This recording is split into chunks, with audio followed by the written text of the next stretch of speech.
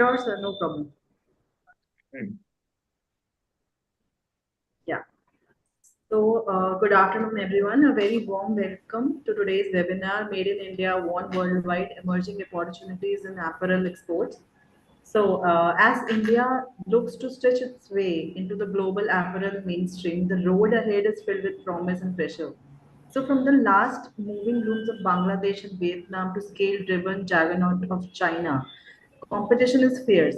Yet, India has the talent, the tradition, and the technological edge to rise as a global fashion powerhouse.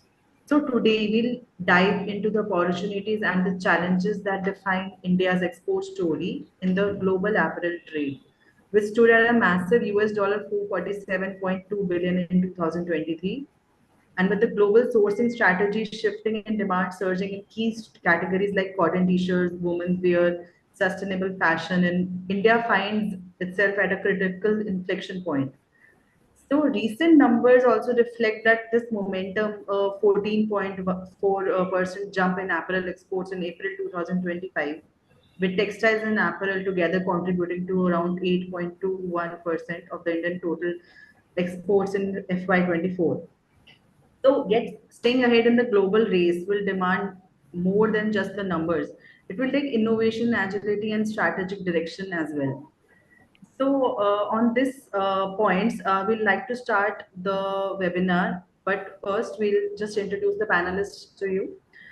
So, we are delighted to have with us an exceptional panel that brings deep insights from both industry and policy. Firstly, we have Mr. Mithileshwar Thakur, Secretary General, Apparel Export Promotion Council. Welcome, sir. And secondly, we have Dr. Shobhit Bhushan, Managing Director, Fluidic Fashion Private Limited. Welcome to you, sir. Mr. Prashant Agarwal, Managing Director, Wazir Advisors. Thank you, sir, for joining us. Mr. Rahul Mehta, Mentor, Clothing Manufacturers Association of India. Welcome, sir. And lastly, we have Mr. Mahesh and Sanil, Executive Director at Powerloom Development and Export Promotion Council. So, welcome to all of you, and let's dive right into the conversation with, the first question that I have for Mr. Mithileshwar, sir. So, sir, with the recent US-China trade agreement involving significant tariff reductions from 125% to 10% by China on US goods and from 145% to 30% by the US on Chinese goods, the tariff gap between India and China has now narrowed. So, in this evolving trade landscape, how can India position itself as a reliable and scalable sourcing destination? So, Thank you for having me here. Well, the global trade landscape is changing and changing very, very fast. Initially, China imposed some 10% tariff, additional tariff on, US imposed some 10% additional tariff on China. Subsequently, it was doubled to 20%. And then when the trade war, when full-blown trade war started, then I think USA imposed a tariff of 145% on China on 9th of April. And then suddenly then you find, so it looked like it is an India opportunity because we had missed the China plus one opportunity bus post-COVID. So looked like that because the door for Chinese exports to US were, well and truly closed. So it was an opportunity for India to basically once again, try out that China plus one opportunity. But suddenly you find that on 12th of May, US and China agreed, and they have, 90-day rollback they have announced, and tariff from both sides because China also had, retaliated by 125% duty. So the rollback and by 115% on both sides. So now it is 30 and 10%. On US goods, China will import 10% additional duty. On Chinese, 30% by US. So suddenly the advantage that we had, seems to be fading overnight. And that all those possibilities and probabilities of India, getting deeper investing in deeper manufacturing has suddenly, gone for a toss because that competitive advantage having been, stalled. But having said that, with we, in the interregnum, US imposed this reciprocal tariff against every country, basically to bring everyone on the table. So on 2nd of April, that reciprocal tariff was announced, and there we found that we enjoy some kind of a competitive advantage, vis-a-vis Bangladesh, because our reciprocal tariff was 26%, Bangladesh was 37%, Vietnam was 46%. So we had an advantage, and so we had Bangladesh opportunity because of the political tensions over there. Then there was another opportunity, but given the idiosyncrasies, if I can use the term, of Mr. Trump and his mercurial nature and knee-jerk reactions, you never know where the tariffs will finally settle. Because when he can give overnight concession to a country like China, you never know. Vietnam, which is viewed as an extension of China, a surrogate country, they also may get some concession. Bangladesh has already approached, they have approached, they are going head over heels basically to accommodate US requests. So they have already approached the USA for tariff concessions. So it all remains to be seen where the tariff line finally settle. And that is where the problem is. And all these changes basically give very little time for what you call policy rejig and reorientation, So that is where the problem is. Now, what India should do, I think that India should not harp on others' tariff policy and trade policy basically to look for export competitiveness. I think India has to set its own house in order. And for that, the first thing what India must do is that we should, because we were the first ones basically to approach USA for this BTA negotiation. So we should try, accelerate and expedite this BTA negotiation as fast as we can. As far as textile and apparel sector is concerned, I think we had given a proposal for zero tariff, and that's what I think government has taken it forward. There is a possibility, a hint that the additional tariff that they are imposing 26%, that may go away. MFN will remain. That is what the initial hints are. So but finally India must set its own house in order, because we had Bangladesh plus one opportunity, but there also we are not sure whether we will be able to capitalize on that, because the major issue of capacity constraint is very much there, unavailability of labor, all sorts of problems that they are grappling with. So we must have lots of investment here, particularly in even in the upstream industry, like in processing and in weaving, the capacity augmentation, the PLI scheme, which was we have, that we have a major, I would say, disconnect with the global demand, because we are essentially a summer-centric, cotton garment exporting country, and the world is moving towards MMF. I do not want to give those numbers, because we are 60s to 40 in favor of cotton and non-cotton. Globally, it is like 30-70, or rather it is 28-72. So because of the affordability and durability and all of that, the advantage that MMF garments enjoy, I think the world is moving towards MMF, and we cannot remain, a spectator. So the PLI scheme was very rightly announced, but there are some of the major problems that PLI scheme fundamentally has, particularly for garment sector. Because the threshold that has been given is 100 crores. That is, and this particular sector is basically dominated by MSMEs. Of course, now that MSME definition, has fundamentally changed. So I think everybody will come under that. But point is, it is not designed actually for apparel sector. So we had said that bring down the threshold limit, number one. Then the value addition norm that is fixed was 60%, which was, not, I would say, realistic. It should be brought down to 40%. Year-on-year growth of 25% has been, stipulated in the PLI 1. That I think should be brought down to industry norms. So, and of course, the eligible product export basket needs to be expanded. All this has already been flagged before the ministry. That is what we require to do. We must hold what we call investment conclaves. And the PM Mitra Park, of course, is fundamentally designed to change the entire landscape. But then the operationalization of PM Mitra Park must be expedited. And of course, the industry must move to what you call labor surplus areas, because generally you find that garment sectors are essentially confined to, tier 2 and tier 1 cities, and you have unavailability of labor during peak seasons. So I think industry, rather than workers moving to industry, it is time that industry moves to labor. and in those states like Madhya Pradesh, Chhattisgarh, Orissa and Bihar, I think you will have, and all these states, they have come out with wonderful, textile policy, which has wage subsidy element, capital subsidy element, free electricity, a lot of incentives. So I think that is what needs to be done. And of course, there is a major gap, the skill gap, whether we admit it or not. The skilling schemes in India, by and large, have failed, particularly in textile and garment industry.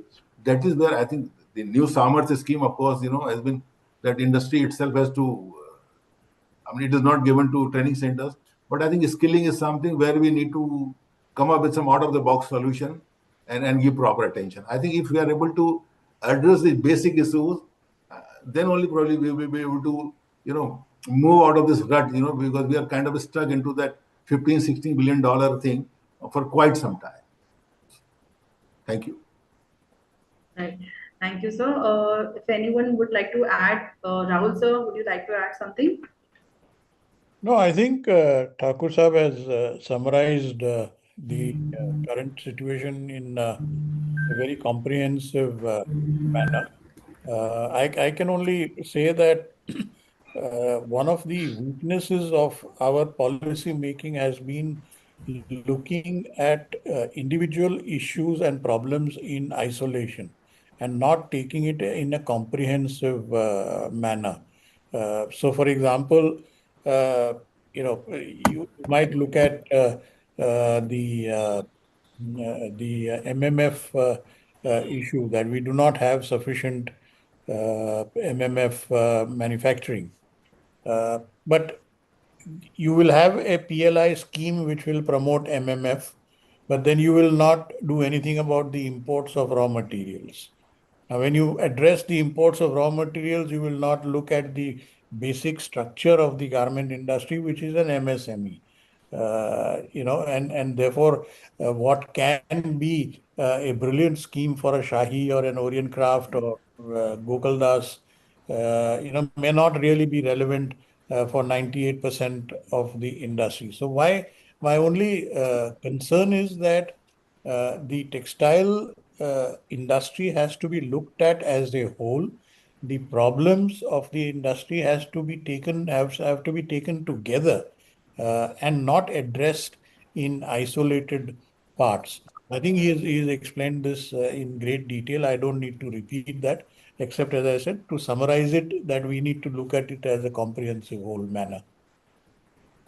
Great. Thank you, sir. Okay. Yes, sir. Prashant, sir.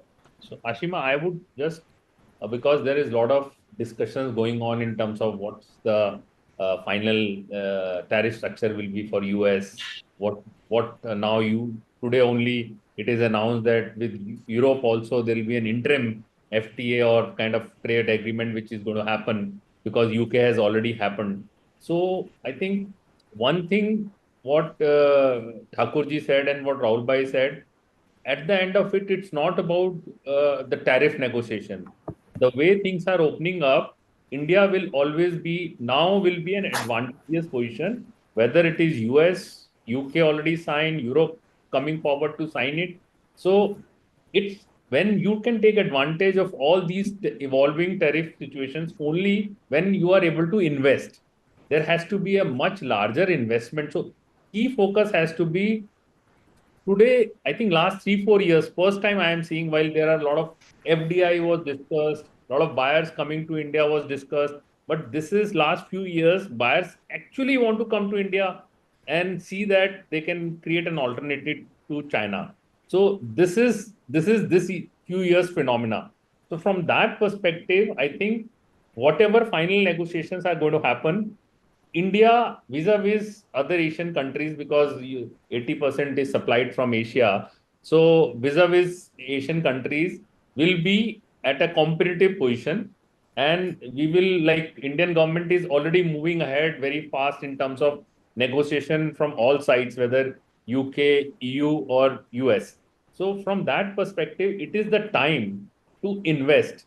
Now when we are talking, it is the time to invest, whether it is private industries to come forward and invest, whether it is government, as Rahul Bhai said it has to be comprehensively seen from whether PM Mitra, PLI, mini parks, DIPP, they are announcing. So how infrastructure and ecosystem can be created. At the same time, how trained workforce is available. So the ecosystem needs to set whoever's role is what has to come forward. This is again a golden time for India to really invest competitively in front end, which is as a garment, as an engine of growth, and take advantage of global situation which is emerging. Okay. If I may, like I was telling someone that, the elements have conspired, to help apparel industry, because you had China plus one, then Bangladesh plus one, then again, reciprocal tariff opportunity. So it is now on the industry now to take it forward and invest in skilling and, and scaling. That's very important. If I may expand on what Thakur Sahab has said in a slightly lighter manner, it is like the Pandit saying that the stars are perfectly matched for this marriage to take place. But are the bride and the bridegroom willing to marry? I think is a question which people have not answered. Is the industry ready? Is the government ready to take full advantage of this whole entire situation? And I just want to make one point. We're talking a lot about this trade tariff wars and so on. My personal view, Ashima, is that trade tariffs is only one aspect of the entire world trade decision making, if I may put it that way. Yes, the prices and the costs will make a difference and will influence the final decision of the buyer, but it is not the only thing. And in my opinion, even if we have a 0% import duty to the US market or the EU market, it's not that we are going to go from $15 billion to $50 billion overnight.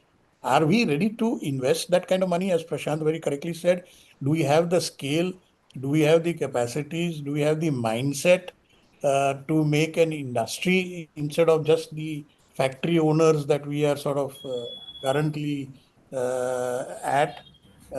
And in more than anything else, it's something that CMAI has always been harping on, that we are a nation of glorified job workers. And Thakur Sahab, please do not repeat this to the APC committee members, because I'll be in serious trouble with my friends. No, no, not at all. But essentially,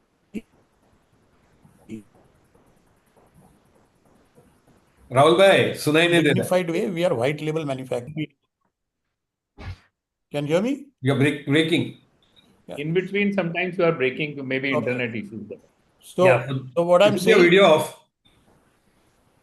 नहीं sir शक्ल बहुत जरूरी है देखनी sir Mahesh ji It's okay, शक्ल sir. देखनी You're जरूरी audible है now. Yeah. मगर आवाज आधा सुनी if you can listen यार, to it, then it would be difficult. इतनी हैंडसम शक्ल को आप बंद कर दोगे तो कैसे चलेगा? हाँ ये बात सही है. He's brand ambassador of the industry. You want video to No, you say? so what I'm saying is that if we continue to make for our buyers labels, we will always be in a price war and various other battles with our competitors.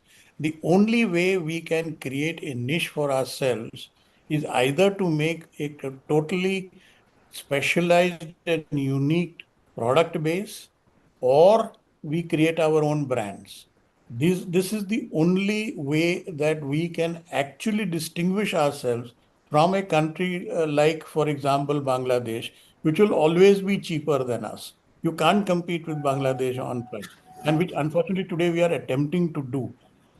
And I mean, we are all going gung ho and saying that okay, FTA 0% import duty and so on. Let's not forget that so many countries who are exporting more than us, their wages are actually higher than us.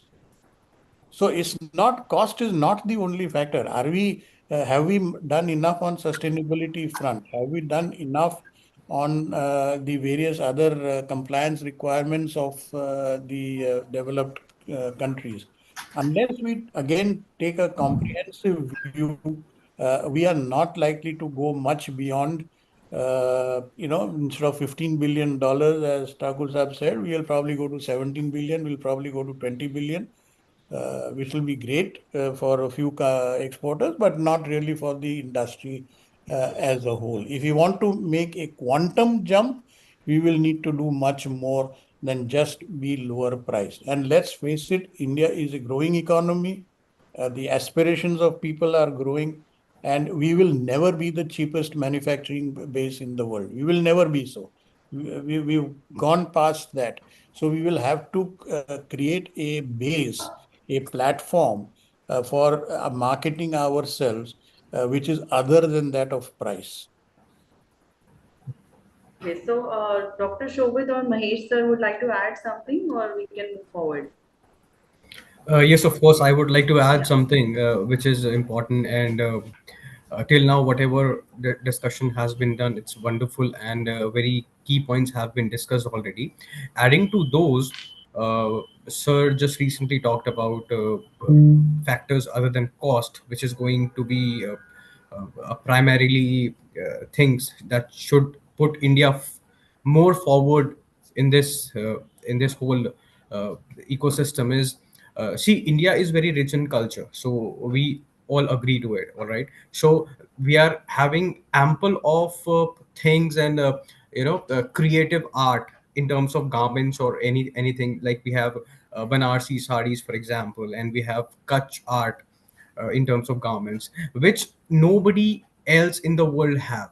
Okay, so we should also, you can count on these factors to add on to the exports, because these are very non-competitive items. So if we are talking about competition, so competition comes when I have something, you have something, and third person is having something, so we compete on prices or cost or labor things. But something which we have uniqueness in our system, in our country, so I think we should count on that, and we should promote those things further, which has an identity of its own.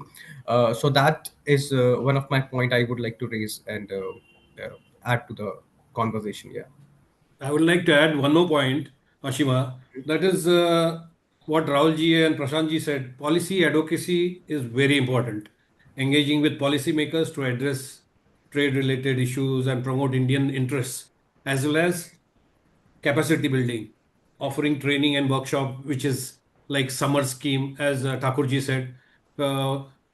AEPC is doing a number of summer projects, as well as we have taken this time, first time that we are training around in this year, maybe 15,000 workers. So all these initiatives help, because as big brands are there, they will take PLI and other schemes.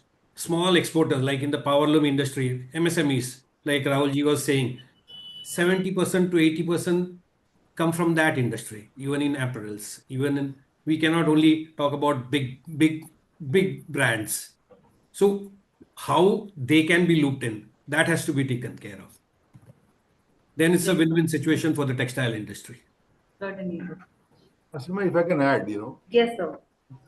see, like we have set a target for ourselves, 40 billion by 2030. You know, now the calculation is that you would require at least 1,200 factories of the average size that India has to I mean, that was the capacity addition you really require to reach that kind of a target. And by if you extrapolate the existing rate of addition of factories, I think by 2030 we will be able to add somewhere like 250 to 300 factories. So the only way out is to what you call increase UVR, unit value realization, and that you can not real. So Indian brands have to become global. And how do you become global? See, but how Bangladesh has done. You need to have all kinds of certifications, lead certification. We have, I think, only 13 lead certified factories. Recently, for your information, I think only a week back, we had entered into MOU with GBCI. And we have set a target that by 6 months or a year, at least have another 100 lead certified factories in India. You can have, all those kinds of certification, eco passport, or जो भी है. You need to arm yourself with all kinds of global certifications so that you can display to the world that look, we are capable of handling this. And of course, ESG compliance, well, like what we have been doing right now, we have set up sustainability clinics in cluster and dashboards in factory, I mean every factory, so that you can monitor your carbon emissions. And recently, we are holding, there is something called ISA, we have coined a term, Apparel Industry Sustainability Action. So we were holding road shows and recently, I mean, we have had meeting with IDH and Grain Store and all these major ESG players. So I had mooted an idea that let us create a industry ESG task force. There may not be any government guy in this, so that at least you need to prepare yourself. Tomorrow you will have those all kinds of the complex wave of ESG architecture compliance that EU has created. No CS triple D and ESPR and CSRD. I think Indian MSMEs will find it hard to grapple with those and the cost and compliance burden. So at least at a task force we formed people like Rahul Mehtaji and Prashant Agarwal, so that we can move ahead and do something on the ground rather than confining ourselves to drawing room and discussing. Right. So, moving ahead, my next question is for Shobit sir. So, which specific product categories hold the greatest promise for India in the short to medium term? What do you think, sir? So, if we look at the recent data which has come up, so there are a lot of products like knits and other articles. So, currently, India has more potential towards going for cotton-based products. So, India being one of the major exporters of their cotton raw material. So, but in terms of final product, India is still lacking on the cotton based materials still, which Bangladesh is able to cater, Vietnam or Cambodia is able to cater. So I think more of the cotton based products is should be coming up. Apart from that, we should always and try to test on performance fabrics and smart clothing which has a utility. So and introducing fashion technology, because that brings multiple facet to the garment. So garment as an individual is being seen just a wearable cup of a wearable thing. So if we adding a technology like we have sports technology to the garment apparel and the purpose, so that will add an added advantage to the Indian industry apart from being just a cotton player globally. So these are my few points that I feel should be addressed, because India is being a very labor intensive economy. If we are combining it with more of the tech, so that will be a game changer for the industry. Mahesh sir, would you like to add something? Yeah, I would like to add one point. Like, what exactly can be done is integrated apparel hubs or clusters could help India match the scale and efficiency as per the China model. Because in China, they have been doing this for quite some time, concentrating mostly on production, sharing resources, encouraging innovation. Prashantji, you can add on it. You are an expert. Yeah. No, I think I would like to add that when we talk about garment industry is actually not textiles. It's an industrial engineering factory, like any other factory where buyer tells you this is the fabric, these are the trims, this is the design, this is the pattern, everything it gives you, and you have to make and convert into a Right, garment in right. the most efficient manner, so that the more efficient you are, the most cost competitive you are, and then you can export in a larger quantities. So I think this is understood. The moment this is understood, then you can divide garment into, okay, it is cotton. Cotton India, world looks towards India for cotton based products. So we need to consolidate in cotton.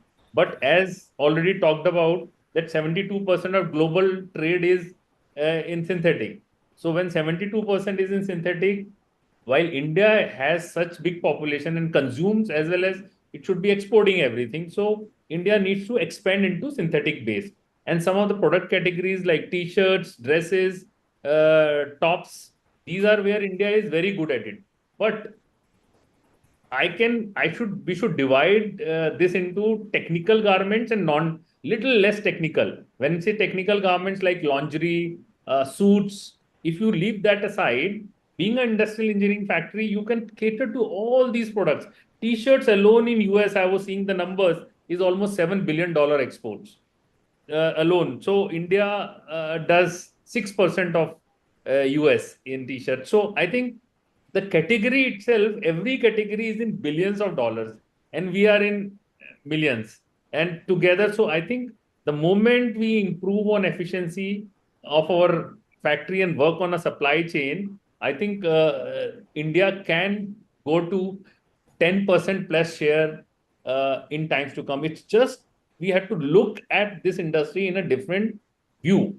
That today, I think the smart factories we are talking about digitalization, we are talking about automation. So we can leapfrog from, we don't have to go from what we were doing 10 years, what we were doing 5 years back, and what we should do now. What we should do now is look towards this industry as an industrial engineering industry, as an industry first, instead of just a job worker, which we talked about, as an industry, then as an industrial engineering factory, and then see that how automation, smarter factories, all can help us become more productive, export more. We are not saying we should employ less.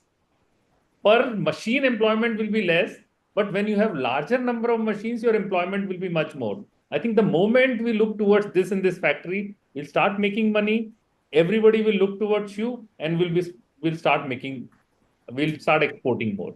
This is how I think we should look at this industry from product mix as well as from an industry viewpoint. Factory, from a conversion factory, we have to go for industry. Then there are so many other things which needs to be added after that.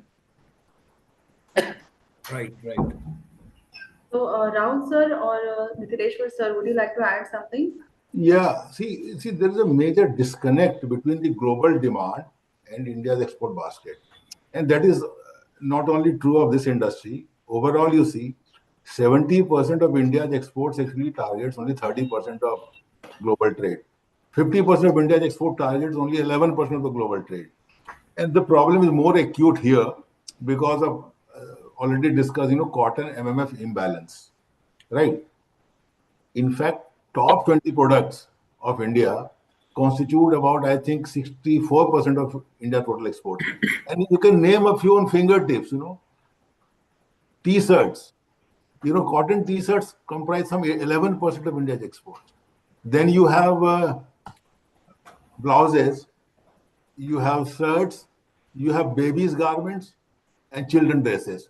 I think if you take only these five, I think it will be not less than 50%. So, very narrow and very restricted export basket that we have.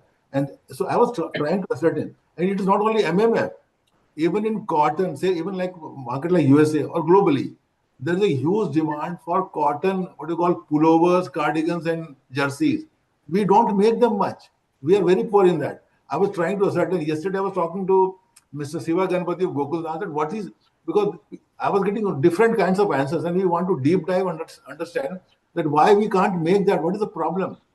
Somebody said that we don't have jacquard machine. So I was not convinced. So I talked to him. He said, look, India, what is called higher SAM products, where the standard allotment minute is more, and complicated products, we have a mindset of not doing that. We are not entering into that area. Because why I ask Gokuldas? Because they are the ones who are doing pullovers and cardigans. So even in cotton, some of the niche products, which has huge global demand, we are not into that. So we are trying to identify, like, we are very weak in bottoms or lowers. You can think pants mein nahi hota. If somebody was saying the stitching content in lowers is more. I do not know, because I am not a man for this industry. I will pick on maybe Rahul Mehta's, his brain. But then the answer didn't seem very convincing. So we want to find out. And then what? So you need to what we call C7 strategy.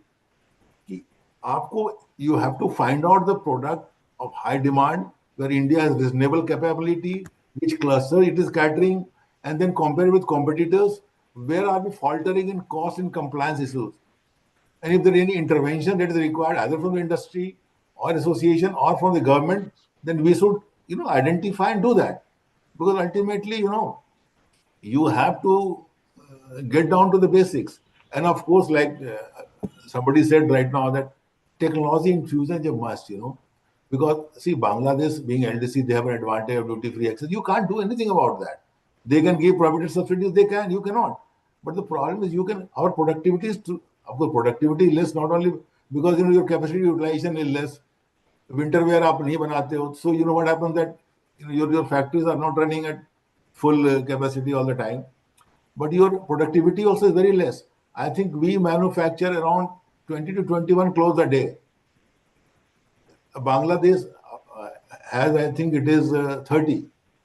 Another problem is that the Indian labor laws allow you one extra hour only, 8+1, whereas in Bangladesh and Vietnam it is 8+4. But those are other issues. But point is productivity. Like unique guy was telling that the basic industrial engineering is not followed by Indian workers. Like you have something called time study, work study, how you should have, your movement of hands, and how you should position yourself. These are the basic things where Indian workers go wrong. Huge attrition. So some of the basic issues, I think we need to look inwards, because like somebody very rightly said, I think Rahul Mehta ji ne bataya, like you do not depend on somebody's tariff policy. China was not having FTA with any country, but they are still competitive. Economy of scale. So you need to put your own house in order. At least in FOB terms, you should be competitive. Right. So moving on, my next question is for Prashant sir. So how can a small, medium apparel exporters align with the global sustainability and traceability standards to stay competitive, in your view, sir? So I think this is a topic which we talk about sustainability and traceability. What happens is, if you are into a business, whether you are small or big, you have to follow the norms. So if the world needs you to be sustainable and traceable, you have to slowly. It's not that you become everything now. You have to have a kind of ESG roadmap. So every company, whether small and big, has to have an ESG roadmap, where we say E is for environment, whether what kind of water usage, chemical usage, power usage. So these are all norms. And then where do you stand? And how do you reduce it over a period of years? Similarly, social norms, like how do you take care of your workforce? That's how. One is law of the land, another is workforce. Today, when we talk, the moment you start looking at all these aspects, there is today the cost being added, tomorrow the cost being reduced. Because if you take care of your power, then power cost getting reduced. But today, the kind of technology you might have to use, it might cost you more, right? Secondly, when we talk about social welfare, today I was reading somewhere that Foxconn is coming with a dormitory of 30,000 people with all latest facility. Before putting up a factory, they're putting up dormitory. Here we put a factory and think of putting dormitory. There are 30,000 people, Rahul bhai, in Bangalore, near, in Dodwallapur, where their factories are coming. So today we talk about how can we put up 2,000 machine dormitory. No garment exporter wants to put up these kind of dormitories. They know that worker is the key asset in an assembly unit. That's why I started. The whole concept needs to change. We are not a garment factory. We are an industrial engineering organization where people and process, these are the two things to make us successful. And people, we don't want to take care. Any garment exporter I ask, yes, sir, the attrition is 10-15%. Where the people go, where they're coming from, where they're vanishing, nobody did any research on that. They have the clue in terms of this might be happening, but nobody has the clue. And this factory, iPhone manufacturer, is putting up a 30,000. Like, how he'll manage the workforce? Will they not have problem of compliance? No, they are prepared. They know if their workers are not happy, you can't deliver that high quality iPhone.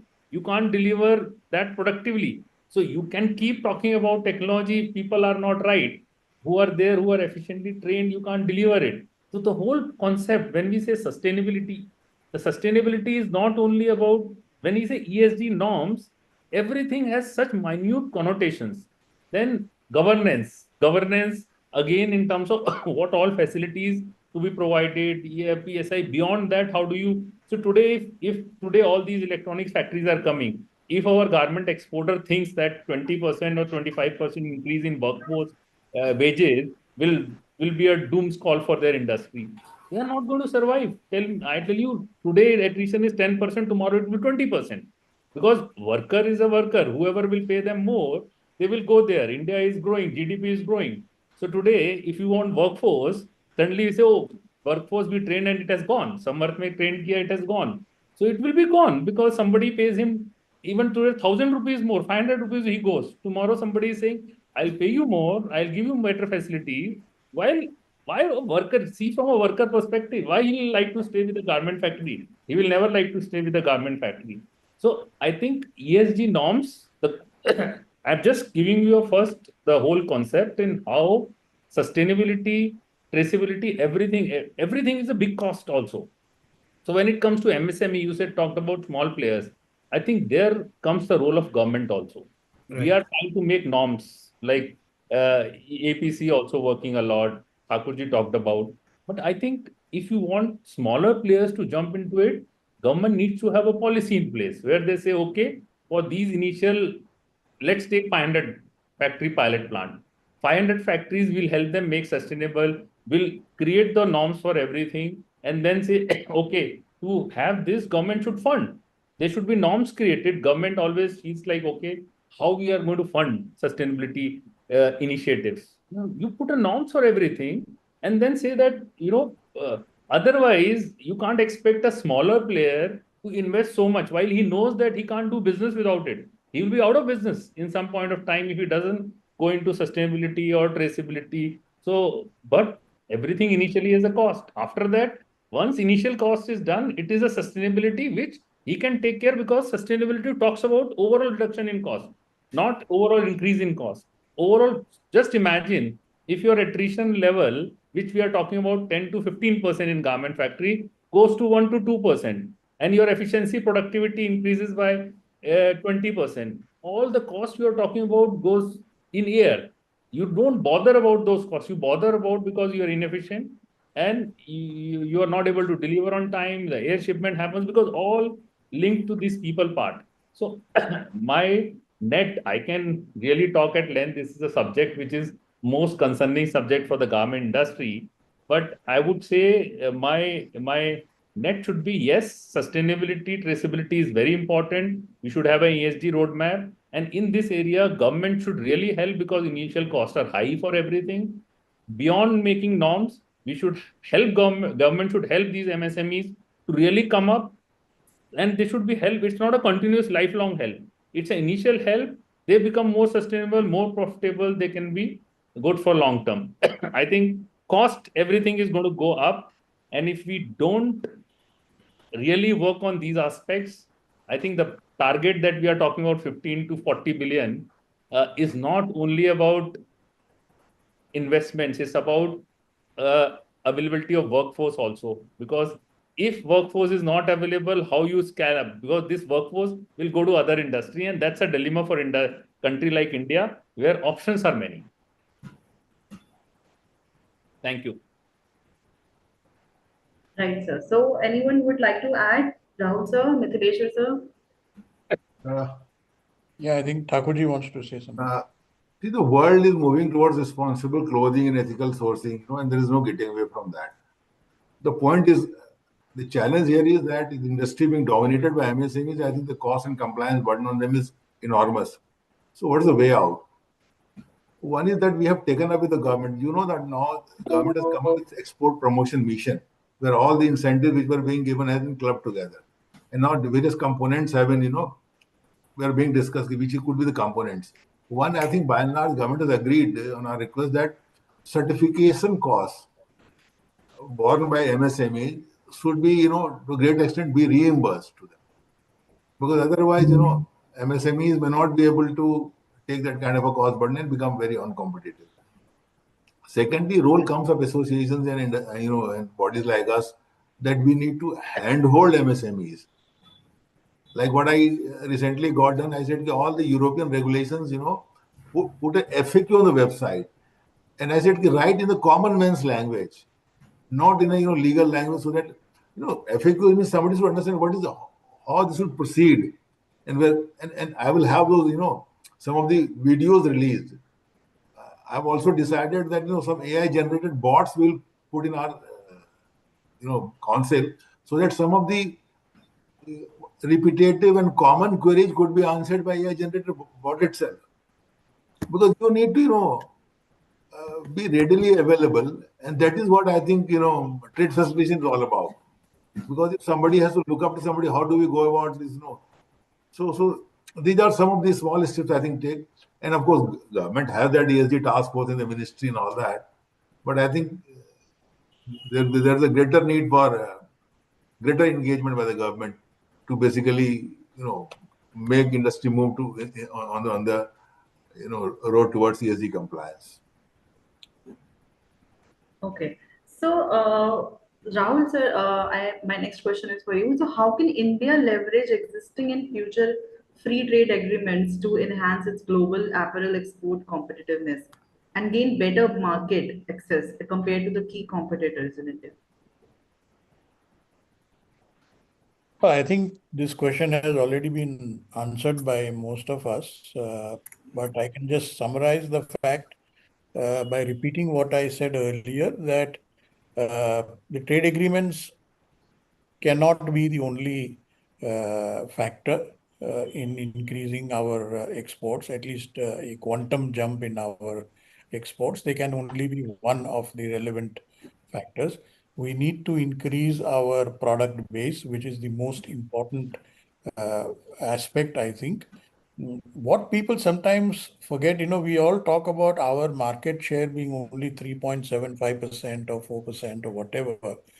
But I think in the very narrowly defined niche that we have our garment exports, Thakur Sahib will probably confirm this or disagree, is basically cotton casual wear in the low to mid price segment.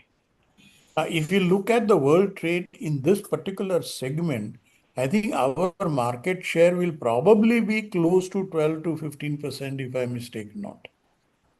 So there is a limit to which we can increase our market share in this particular niche. So unless we increase and broaden our product base, we are not going to be able to significantly increase our market share. So that's one aspect of it. The other point is, I think we Indians have a habit of resting on our laurels and assuming that every positive step that takes place, will result in the world buyers rushing to our doorsteps with their POs in hand. That does not happen.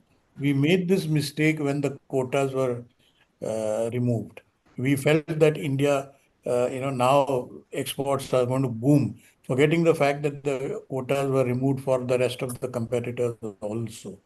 When the world began talking about China plus one, we said, oh, now where is the option? They have to come to India. And they waited for the buyers to come who never came because they went to Bangladesh.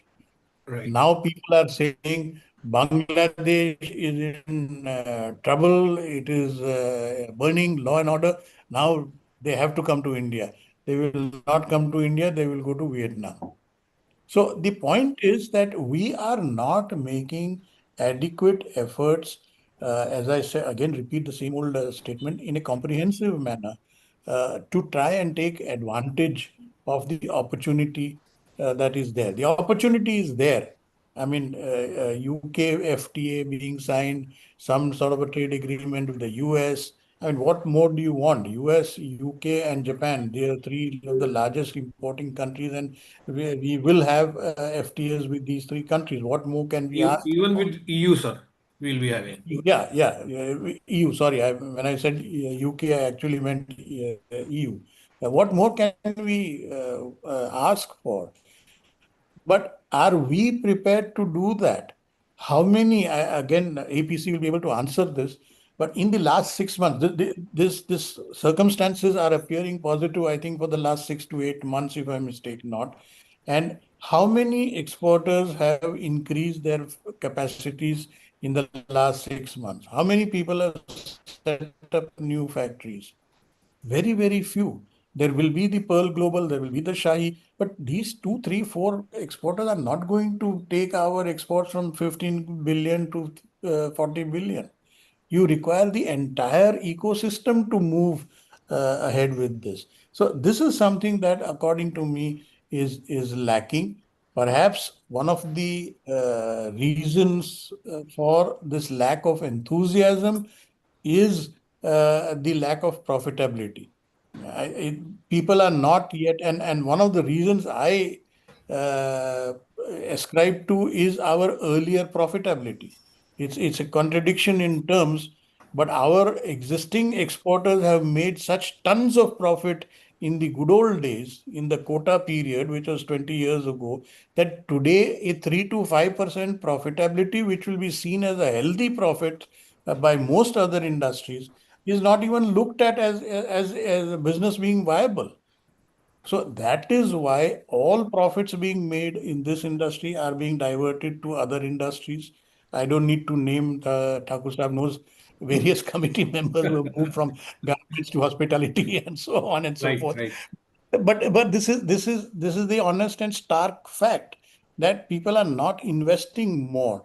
I still remember in one of the meetings that I had attended, when we were talking about exports not having improved or not increased, one of the exporters asked, "All right, in the last 1 year, how many new machines have been put in by the 20 members sitting in this room?" And not one hand went up. Now, if you don't increase your machines, how are you going to increase your exports? So, these are the things that we need to look at.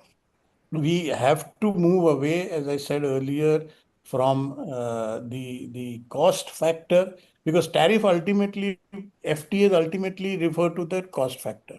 That's the only aspect that it addresses. It doesn't address anything else. So you have to move away from the cost factor, because India is not going to be the cheapest source of supply. You have to take on sustainability. You have to take on compliance. You have to take on product availability. You have to take on speed to the stores, from concept stage to the store. What is your timeline today to get 100,000 meters of fabric? You have to wait for 3 months. How are you going to be the number one or number two or even number three supplier in this world unless you take care of these things? So all these aspects have to be addressed if really we need to move from 15 to 40. I feel we are giving too much of focus and too much of attention on the FTAs and tariff wars. We need to look at the broader picture. Okay. So, I, I, may yes, I? sir. Yes, sir. Please go I'm ahead. entirely in agreement with whatever has been said by all members. In fact, couldn't agree more. We Indians have a penchant for premature celebration. Every FTA deal, and we will go gung ho without addressing our inner issues. I thought just a word of caution. It's like sorry, I couldn't help myself. It's like having the Sangeet party before the wedding. So now, see, we need to trade with caution while negotiating with US, because I'll tell you there's an issue there. One is that whatever agreements they have done so far, they go for yarn forward rule. If that they apply to India, then the garments which is made out of imported fabric will not be able to enjoy tariff concession in US.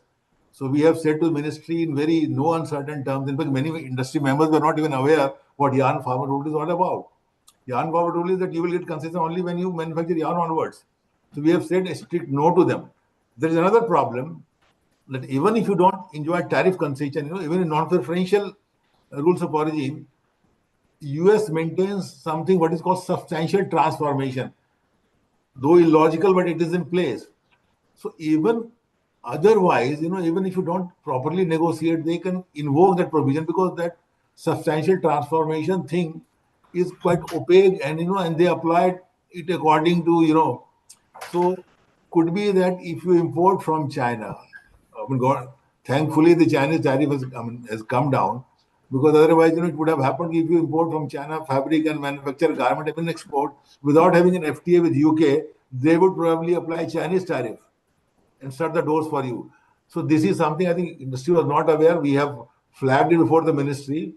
So rather than getting gung ho, I think we should do our homework very well and do a nuance analysis.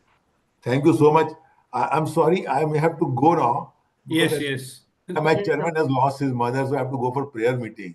Okay. It will take. So if I have your permission, can I just Sure, leave? sir. Sure, sir. Sorry to hear about her, sir. Yeah, yeah. Sure, sir. So I think. Thank you, Prashant. Thank you, Rahul Mehta Saab, and thank all of you. It was a Mithilesh ji, thank great, you. Thank you, sir. great, Thank you great, for great joining us interactions, all of today. you. Thank you so Thank you much. so much, sir, for your wonderful insights about the industry, and thank you for the inputs. Thank you, sir. Thank you. Thank you.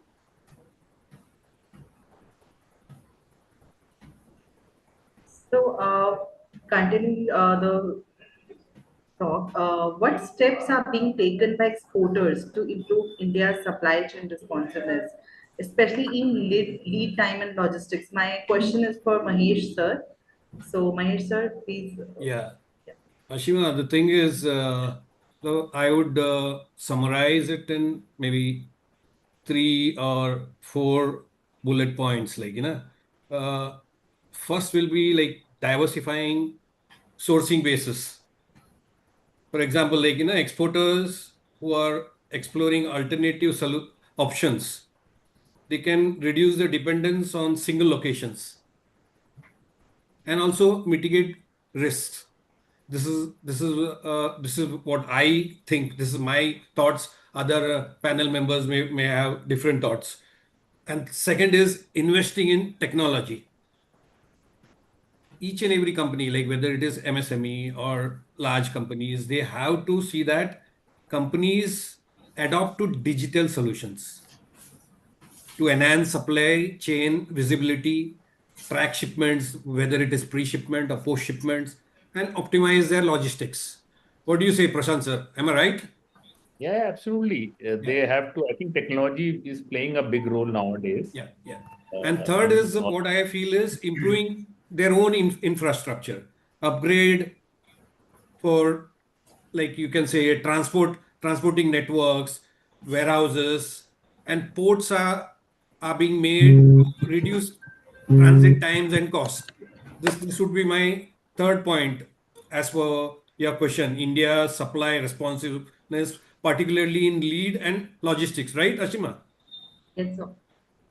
And the fourth point, what comes in my head is like companies who are investing in specialized logistics services, such as cold chain logistics to cater to specific industry demands, uh, like for example, a shipment is coming from North India, how much time it will take, and in how much time it will be delivered, whether it is to USA or EU or whichever market. So all this management has to be done much in advance, which, as Prashant ji said, for MSMEs, like mostly my powerloom sector, most of them are under are MSMEs. So for them, they should have a a wholesome place where government can have, we can do some policy advocacy for them, we as a council, we can help them get in touch with the government with with their specific demands, like how to increase competitiveness and boost their exports. So these are the few thoughts which I have, and you can ask our experts if they have any more inputs. Okay, I have some few things to add to this point. So, as said, there are a lot of PM Mitras, approximately 7, which is coming up and in the plan with the government. So, developing those Mitra parks and connecting those parks to the corridors, economic corridors, should be very helpful for the industry, because movement of the goods, yes, timely delivery of the goods and the movement, fast movement of the goods plays a key role in terms of buyers keen interest into the supply. So if a buyer is getting timely supply, with the cost, because we have been talking about the cost in all this forum. So apart from cost, if we focus on the deliveries also, and so we have currently, if we see, we have few of the centers that textiles are manufacturing. One is being in Ludhiana, one is in Tirupur, one is in Bangalore. So if we are able to scatter these centers to different areas within the state, in the territory, so we will be having more of the labor, local labor that can be involved in the process. So eventually we are enhancing the ecosystem, and thus enhancing the production capacity, along with all the points that have been taken till now, be it introduction of the technology that needs to be taken care, be it the investment, right investment policy from the government, be it the FTAs. So catering to the industry which is centric to few of the points, few of the regions, should help this. And connecting all those regions with the economic and movement corridors is very important right now. What Dubai and UAE have done till now is, Dubai is one of the key global distribution center of the world right now. Previously it was Europe, and then US, of course it have been there, but Dubai is coming up with the distribution center hub of the world. So if we are able to make India as a hub of a distribution center, that should be a very turning point for the industry. This is my opinion. Thank you, I sir. I would Yes, say sir. I would just say, I think what points in this were discussed till now were external, right? Government should do hub, should have infrastructure. I think Yeah. what service we need to look at first within ourselves. Just to give quick one or two small examples, because I think we have overshot our time also.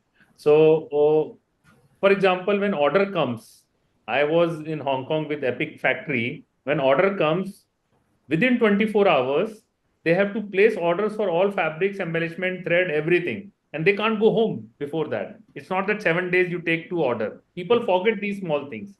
Then, for example, if buyer changes everything so often, approvals are coming, fabric design is changed, color is changed. So whoever are the suppliers, they keep their suppliers in CC all the time. They are not changing the supplier every day. They're keeping them CC. So if I, as a supplier, comes to know that this is the color change or this is the SKU change which is happening, my supplier of fabric also knows in advance. So he knows what kind of design changes are happening. And if I have to give sample in 2 days, I need to have machines where sampling is my key focus. So I think this garment industry is very minute, while larger things in can still keep on happening. There in India, a lot of things are changing fast. It will happen. I think what service you are talking about and supply chain, it's a trust with the supply chain partners and making it very transparent and visible, and actually on your foot always to be able to deliver what buyer needs. The whole organization, every person of the organization should know this is what I. So it's easier said than done because it's a culture. It can't be just taught. It's a Right. culture building. It takes its own time. And today China is not because it is lowest cost.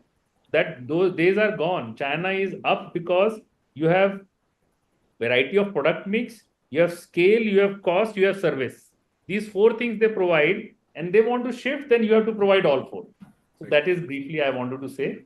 I think this is what which is available where we can do ourselves. Yes, sir. Thank you. So my next three questions are for everyone. The next question is, how can trade promotion organizations support exporters in navigating new buyer requirements and positioning India as a long-term sourcing destination? It is a major challenge that we face today. So, So I think this was more to be answered by Yeah, even. I was just saying Rahul, Prashant and I can rule ourselves out of this.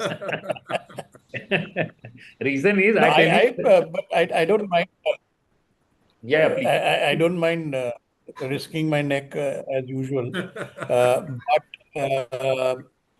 I think our trade promotion councils, and I include the CMAI in that, uh, I think we are not doing enough for the industry as a whole. I think the trade councils need to now look at the future as to what is required, what is likely to be required 10 years from now, 5 years from now, and try and create an ecosystem whereby our members can be prepared to sort of face the future as and when it comes.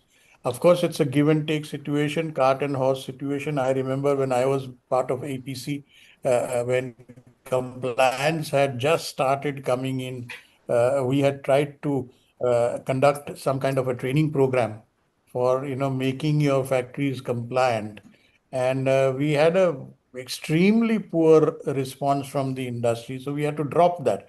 It was an excellent training program, but we had to drop that.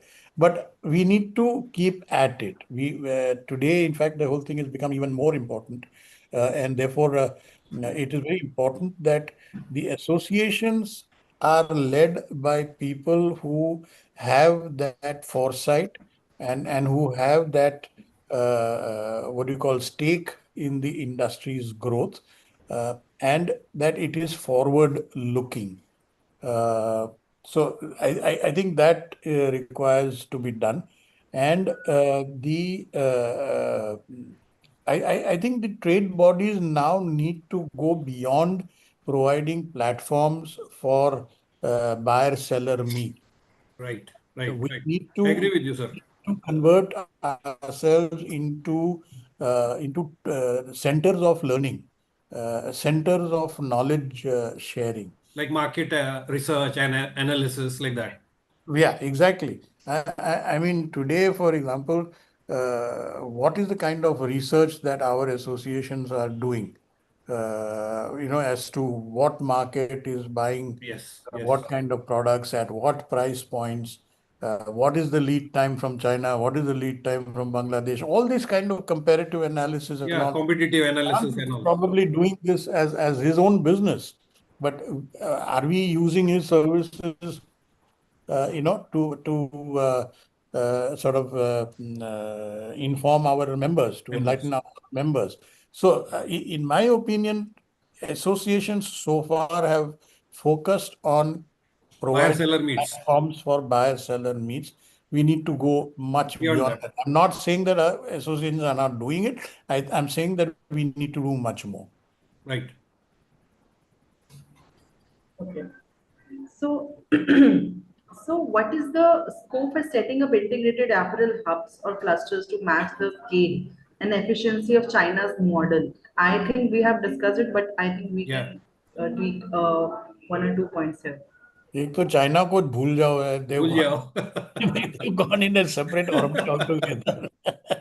Trying to compete with Bangladesh now. Yeah. I think that's a answer which Prashant can probably give. But my only one point, Prashant, Yeah. have we done enough of study on why the existing textile parks have failed? And when we have set up these parks, have we taken those issues into account? I'm asking, I'm not commenting, Yeah. I'm So, asking because obviously till now, I think most textile parks that were set up in the last 10 years have either closed down or are limping They're along. limping, sir. Limping. Uh, Most. yeah. And So, one so more question on that, Prashantji, is for the last decade, exports are from 35 billion to 40 billion. Only 1 year, I think, in 2024, 22, during COVID time, it was around 40, 45. 40 plus. ये क्यों है? मतलब this No, is out of, like, no, no. because So, people ask me, like I being a ED, अरे यार मनीष 10 साल से तुम्हारा तो 30 बिलियन से 40 बिलियन, कुछ नहीं है क्या? पावरलूम का कितना है? एईपीसी का, एपरल का कितना है? 20 बिलियन, 15 बिलियन, 20 बिलियन. कॉटन का कितना है? फिर there are so many, like 11 export promotion councils. क्या कर रहे हो? आप समझ रहे हैं ना? तो like you being an outsider, like you an expert, I just want like to understand So, Maheshji, I tell you, this we know, and we have been in, I think when we started this discussion, we said that when we talk about FTA, we talk about export growth, ultimately it has to come from somebody putting up factories. Rahul Right. Bhai gave an example, 20 people were sitting and nobody raised the hand who has Right. set up a factory. So ultimately investments have to happen. So investment will happen when the industry is really, really consistently profitable, and you are able to, you are reinvesting the profit, thinking that you are important part of this industry, and you are important part of this industry, you are reinvesting time and again. So these things becomes really, really important for the business to grow.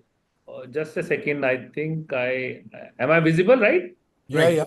Yeah, Yes, okay. you are. Because phone call came. So, uh, investment has to happen. Now, the question of PM Mitra Park, SITP, which was there, we know why it failed. So, I think PM Mitra, whatever the PM Mitra is delayed, but whatever the issues which were there at SITP, they're all taken care of. But PM Mitra is 1,000 plus. Now, DIPP is coming up with a scheme of 100 to 300 acre park, where they are giving much more, almost 100 crore plus, to really invest in right infrastructure. So when we talk about these parks, what is needed?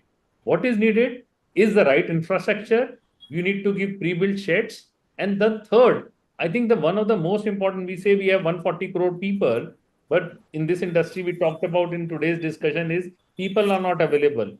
Can we take the responsibility? And I tell you why I am bringing government in this, because state governments can take this responsibility of ensuring that putting up training centers where in different parts of city, which are clusters of people, and then train them there, residential training centers, and then bring them at the doorstep where the factories are being put. I don't think everybody says you can take factories to where workers are, but you don't take factories to villages where workers are, because ultimately factory needs to be connected with infrastructure, and then people who have to run, they have to live there, right kind of schools, everything has to be there. So everybody wants to be near cities. So from that perspective, you need to have clusters built, where the parks built, where the all infrastructure is there, and then provide dormitories in those, provide trained workforce. So I think what is addressed in PM Mitra, while it is getting delayed at a larger level, needs to be replicated at smaller level, but all ingredient needs to be there. You can't say that PM Mitra has all this, but because I have a smaller park, I can manage without dormitory. I can manage without a centralized ETP or a ZLD. So I think if these are done, there is no other way which can happen. And the only last thing I would say, these parks have to be. It's not that these parks has to be built by anchors. It has to be led by anchors. Because in India, when we talk about MSME does not have that marketing support. So we need to build trust. We need to identify anchors which will have. So any anchor might not want to employ 1 lakh people, but you can have like it's a retail model. Raymond's does not have stores all of its own. 80% of their stores is run by franchisees. Somebody's son wants to start a store, he makes it one store as a business. So one 500 machines factory can be made a business. So we need to build newer models to be able to say that still worldwide MSME exists in this industry. It will always be MSME there, but led by anchors, led by somebody like, Japan created their own model of Marubeni, Itochu, those kind of centers where you make anything, you supply to them, they will have offices in 100 countries in the world and they will be able to sell. So I think we need to go to the drawing board, relook at everything, and then see that how we need to really implement all this. Thank you, sir. So lastly, my question is how can India leverage digital technologies or AI-based solutions to improve design, forecasting, and buyer engagements for exports?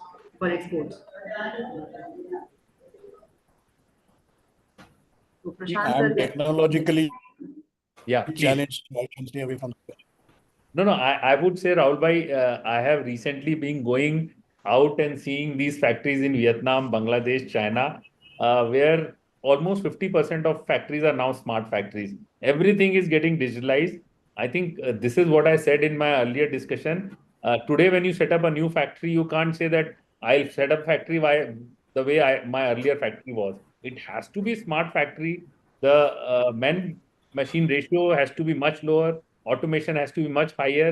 Digitalization, the simple meaning to be understood of digitalization is you're collecting all data at one place so that on time, immediately action can be taken because it's a garment, once the garment is made, the rework will reduce the efficiency drastically.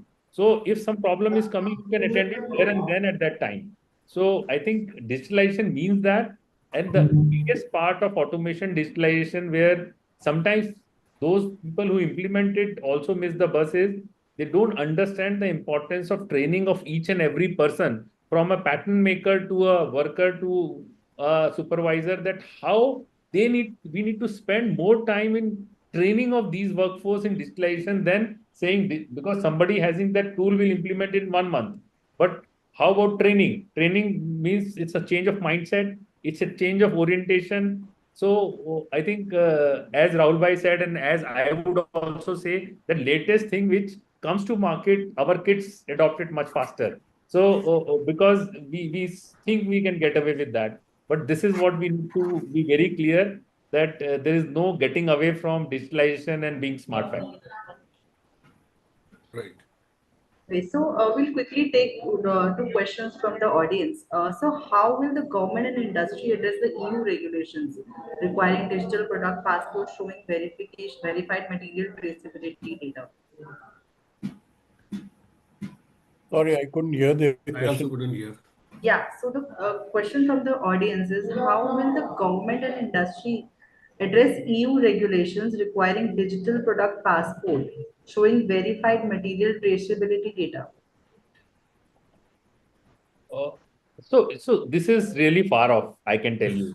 So asking this question is like first people have to agree that if once digital passport, actually this is a norm which will be implemented in next 5 years in US, that everything which is bought will have a passport. Like every individual as a person has a passport, every product will have a passport from when it enters EU, so that they can trace it goes to the landfill or it goes to recycling. So the whole idea of digital passport is it's end to end being traced because everything which is used has to be recycled. So and then they are talking about no blends. Then they are talking about fast fashion is no fashion, it's slow fashion. So there's so many detailings there before digital passport being implemented, but it's going to come, I think. But we should wait and instead of work on that at this moment. Okay. So the another question that we have from the audience is how can government support exporters so that they can transition from supplier to brand owners? See, I would say only that when we say it's a brand, Rahul Bhai will be able to answer. Brand, the whole notion of brand is different. The brand does not mean that brand is if you are able to deliver something consistently as per the expectation to a buyer, you become a brand. But how much time it takes to provide something consistently? So people, when everybody does not have to become a brand, larger part of the population will always be suppliers to brand. So those who are focusing on, because conversion to brand is not a easy solution. It's like if you are able to you become a supplier brand. If you are able to, I can say, oh, can I go to KPR mills? Because whatever order I give it to them, they supply in right quality consistently in time. So they become a brand. It's not that Gap is a brand or Uniqlo is a brand. So there are different kinds of brands. So when you say exporter, you can become an exporter. Brand is what is more important than saying that how do you transition from an exporter to a brand. That's what my take is, Rahul Bhai. Yeah, I didn't hear the question very well, but from what I can understand from what Prashant's answer was, how does one regular supplier or ordinary normal supplier become a brand? Yes. I think, Ashima, you'll need to give me one whole webinar exclusively if you want me to answer that. But in very, very brief summary form, uh, firstly, the biggest myth today is that branding is advertising. That is not the case. Advertising is only one small part of building a brand. When you say that you are building a brand or you have a brand, you are making a promise to your customer. And how well you retain that promise, how well you keep up to that promise, is what will strengthen or weaken your brand. That's number one. Number two, a brand must have a personality. It's almost like we know Mahesh Sanil is this. We know Prashant is this. So in that sense, every brand has a personality, and Right. that personality has to be built up over a certain period, some very often years together. And In a way, I differ from what Prashant said, that Gap is not a brand. Yes, Yeah. is a brand, because a person goes into Gap store and buys that product. He's buying a shirt, he's buying a pair of jeans or trousers, but he's buying there knowing that he's paying a price which is probably 30% more expensive than what he can get the next door. Right. What is he paying that extra 30% for? Gap product, when I buy, it will be a good quality, it will be consistent quality, it will be good value for my money, it will enhance my personality and my image in the front of my peers. So that is the whole brand imagery that has to be created. Uh, it's not easy for a factory owner or a supplier or an exporter to overnight say, okay, now from tomorrow I'm going to become a brand. No, that does not happen. It will require a different organization setup. It will require a different top management, because the thinking has to be different, the mindset has to be different. But in a way, I agree with the person who has raised this question, that at some point of time, we will need to build a whole body of brands, and perhaps some of the Indian brands who are existing today need to be pushed into the export market to try and market their own brands. That might be a quicker method. CMAI, in its own way, has tried by having an exhibition called the Brands of India in the Middle East. It has not met with too much of success, but we will be continuing our efforts. And it requires a totally, according to me, it requires a different set of people. So the existing people who are just used to taking orders, buying fabrics against those orders, manufacturing, supplying, getting their payments, I think they are unlikely to be convert themselves into brands. I mean, 1982, when I joined the creative group, they were one of the leading exporters. But when the chairman Vijay Agarwal decided that he would like to create some Indian brand, he brought me in as a partner to look after the branding business, to look after the domestic branding business. And that was how we were able to successfully launch several Indian brands. He did not ask the existing manpower to handle that business. So it requires a totally different brand. Yeah. Ashima, I think I have another meeting starting at 3:30. Yes, sir. Yes, sir. We are just binding up, sir. So I just say hello and bye. Yeah. This is the No shortest problem, sir. ever No Meeting is talk problem. on started. Thank you. Anthem. Thank you everyone for joining us today. It was a lovely session.